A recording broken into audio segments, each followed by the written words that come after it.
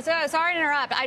While we have you, we're showing the stock right now of Gap and Adidas, and their Gap got hurt today on that news. And in general, it's been a struggling retailer. They lost the CEO, Sonia Singhal, the one who you, I believe, made the deal with to begin with, and they're trying to stabilize the overall business. You've always liked this company, and you talked about how you had high hopes for the partnership. Do you think that Gap can ever sort of regain its cool again and be a big player? They only have one opportunity to be able to be a big player. What do you think it is?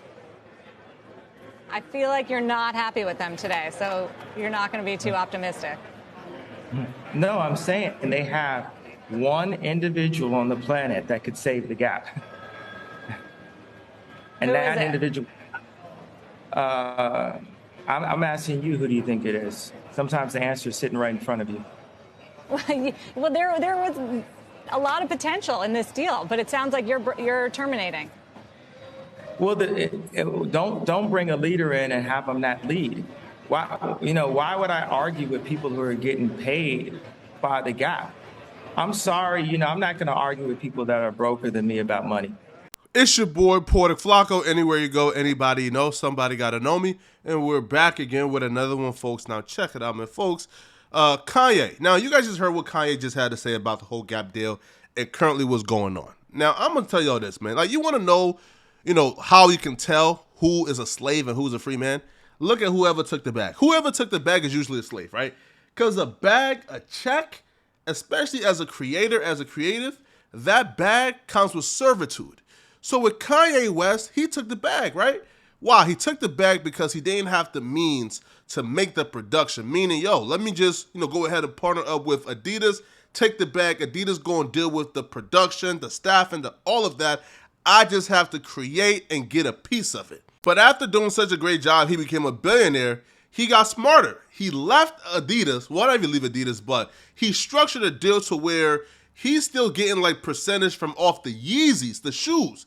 However, the Yeezy brand is his own, meaning like the shirts, the sweaters, the whatever, that's his own. He owns the Yeezy brand. So after, I guess, leveraging that deal, he goes to Gap and partners up with Gap, and he makes the mistake again. He took the bag so Gap can be responsible for opening up the Yeezy stores. But what Gap did is this, right? And this is what these corporations do. They bring you in as a creative. Now, as a creative, our intentions are usually pure, and we just want to create. So they bring you in as a creative to suck your ideas and then kick you to the curb. So when they brought in Kanye, Gap brought in Kanye to kind of just steal Kanye's sauce. Gap went ahead and brought in Kanye. Kanye brought in the head of Balenciaga's, a creative team, gave Gap the juice, made Gap cool again, right? Did the Yeezy collab, and guess what Gap did?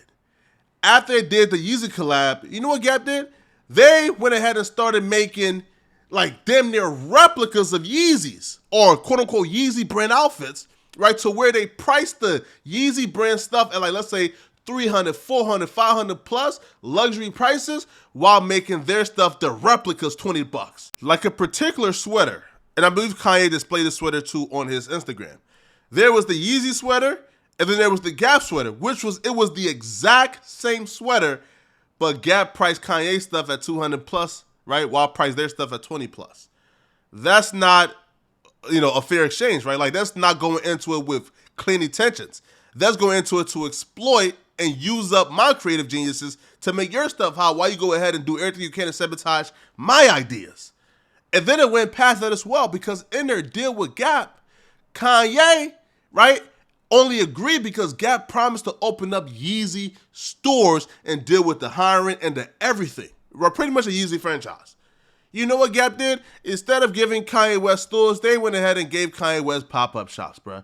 Like, they was doing pop-up shops here and there, right? It wasn't no brick and mortar, though. They didn't open up no brick and mortar stores.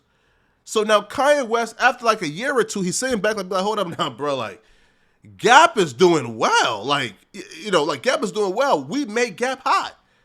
I lived up to my end of this deal. However, they didn't know.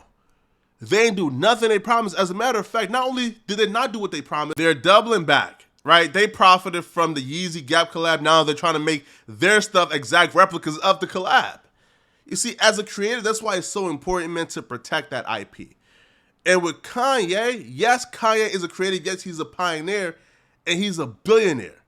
So which is why I don't understand why Kanye keeps on entering into these deals to where they're able to exploit him. Why can't Kanye just work on his own brick and mortar? Why can Kanye open up his own stores? Why do you have to keep on getting into these exploitative deals and contracts with these large corporations to where now they got the IP? Because I'm sure Gap has to have the IP for the Yeezy Gap, brand collab, right, in order to create replicas of it. So I'm sure Gap made out with the IP. Right now, Kanye West did say he terminated this contract, but I hope Kanye West don't leave this contract and go to another contract, bro, and lock in again, and sell the IP, sell his designs, and just be left with a bag, bro. You feel me? Like, there's no reason why Kanye West shouldn't own 50% of Adidas right now, or 50% of Gap right now.